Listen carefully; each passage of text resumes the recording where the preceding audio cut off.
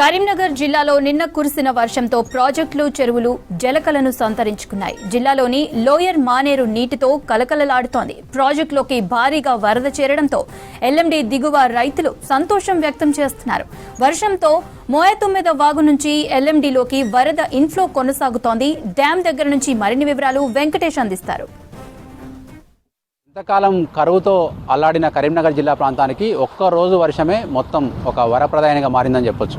మొత్తం నిన్న కురిసిన వర్షంతో కరీంనగర్ జిల్లా వ్యాప్తంగా ఉన్న అన్ని ప్రాజెక్టులకు జలకళ వచ్చింది. ఈరోజు కూడా వర్షం కురుస్తుందని చెప్పి వాతావరణ శాఖ ప్రకటించింది. ఎల్లో అలర్ట్ జారీ చేసింది. కరీంనగర్ ఉమ్మడి జిల్లాలోని కరీంనగర్, జగిత్యాల, సిరిసిల్ల, పెద్దపల్లి జిల్లా ప్రాంతాలకు కూడా ఎల్లో అలర్ట్ ప్రకటించింది. అయితే నిన్న ఒక్కరోజు కురిసిన వర్షంతో ప్రాజెక్టులు కావచ్చు, వాగులకు పెద్ద ఎత్తున కూడా నీరు పోటెత్తింది.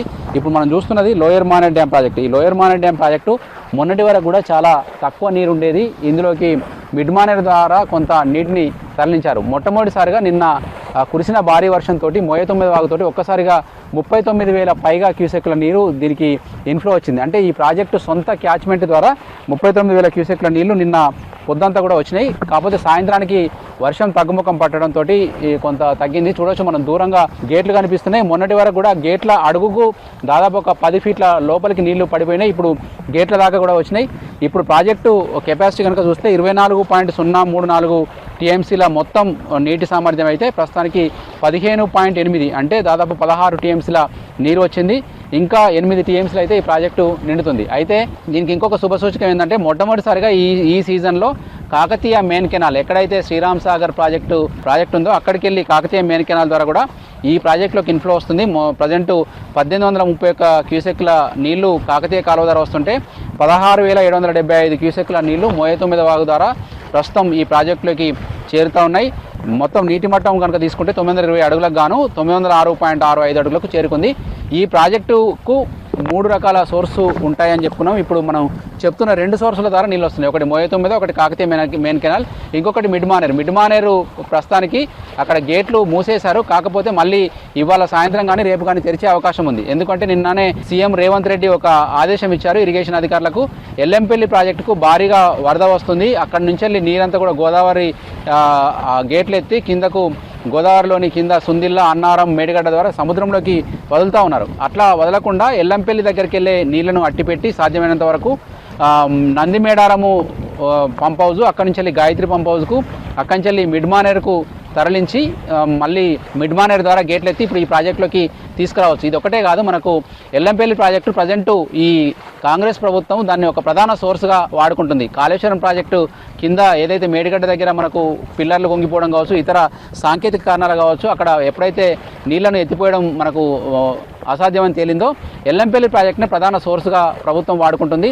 అక్కడికి వెళ్ళి దాదాపు ఇప్పటికే ఈ సీజన్లో 20 టీఎంసీల పైగా మిడ్ మానేర్కు తీసుకొచ్చారు. మిడ్ మానేర్ నుంచి అక్కడి నుంచి వెళ్ళి కెనాల్ ద్వారా మనకు ఆ పక్కనే ఉన్న సిరిసిల్ల జిల్లాలో ఉన్న అన్నపూర్ణ రిజర్వాయర్కు తీసుకెళ్లారు. ప్రాజెక్టు ప్యాకేజ్ 10 అంటారు దాన్ని. ఆ ప్యాకేజ్ 10 ద్వారా అన్నపూర్ణ ప్రాజెక్టుకి తీసుకెళ్లారు. అక్కడికి వెళ్ళి అన్నపూర్ణ ప్రాజెక్టు కింద రంగనాయక సాగర్కి నీళ్ళు వెళ్ళినాయి. అక్కడికి వెళ్ళి మల్లన్న సాగర్ కూడా నీళ్ళు వెళ్ళినాయి. తర్వాత ఎల్ఎండి కూడా కొంత నీళ్ళు వచ్చినాయి. ఇప్పుడు పూర్తి స్థాయిలో అన్ని మోటార్లు ఆన్ చేస్తే గాయత్రి పంప్ హౌస్ అనేది మనకు ఆసియాలోనే అతిపెద్ద మోటార్లున్న పంప్ హౌస్ అది. దాన్ని కనుక ఆన్ చేస్తే రోజుకు 2 టీఎంసీల నీళ్లు ఎత్తిపోసే అవకాశం ఉంది. గాయత్రి పంప్ హౌస్ నుంచి నీళ్లను మిడ్ మానేర్కి తరలించి రోజుకు 2 టీఎంసీల నీళ్లు అన్ని ప్రాజెక్టులకు కూడా మనకు తరలించే అవకాశం ఉంది.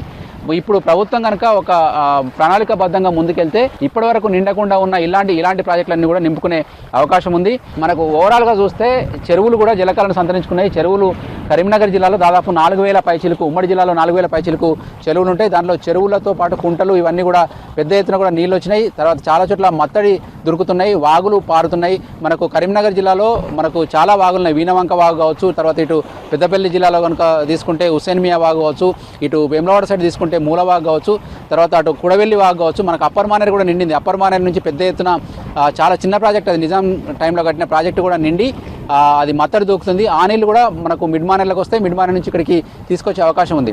ఓవరాల్గా ఒక్క వర్షం అంటే కరువు తీరా వర్షం అంటారు కదా, అట్లాంటి వర్షం కురవడంతో మనకు కరీంనగర్ జిల్లాలోని జలవనరులన్నీ కూడా ఒక కళను సంతరించుకున్నాయి. ఈరోజు కూడా వర్షం కురిసే అవకాశం ఉంది. నిన్న అత్యధికంగా కరీంనగర్ జిల్లాలో 93 మిల్లీమీటర్లు అంటే 9.3 సెంటీమీటర్ల వర్షం పడింది.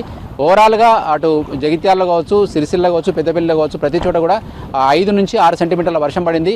అంటే మిగతా వరద ప్రాంతాలతో పోల్చుకుంటే వరద కనుక ఎక్కువ వస్తే అంటే దాదాపు 10 టీఎంసీలు 10 సెంటీమీటర్ల కంటే ఎక్కువ వర్షం పడ్డప్పుడు వరదలు వస్తే ఆస్తి నష్టం, ప్రాణ నష్టం జరుగుతుంది.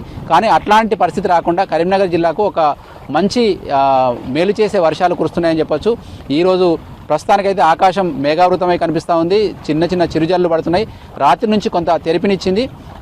దీంతో మనకు చాలా ప్రాంతాల్లో ప్రజలు కూడా కొంత బయటకు వచ్చి చిన్న చిన్న పనులు చేసుకుంటున్నారు. వ్యవసాయదారులకు ఈ పంటలు మేలు చేసే విధంగా ఉన్నాయని చెప్పవచ్చు. కాకపోతే పత్తి లాంటి పంటలకు కొంత ఇవి ఇబ్బందికరంగా మారుతాయి. ఎందుకంటే పత్తి పంటకు పెద్ద ఎత్తున నీరు అవసరం ఉండదు. ఆరుతడి పంటలు అవన్నీ కూడా ఆరుతడి పంటలకు ఈ పెద్ద ఎత్తున కురిసిన వర్షము ముఖ్యంగా నల్లరేగడి నేలల్లో కనుక ఈ పత్తి పంట ఉంటే అక్కడ నీళ్లు నిలిచి పత్తి చెట్లకు కొంత ఇబ్బంది కలిగే అవకాశం ఉంటుంది.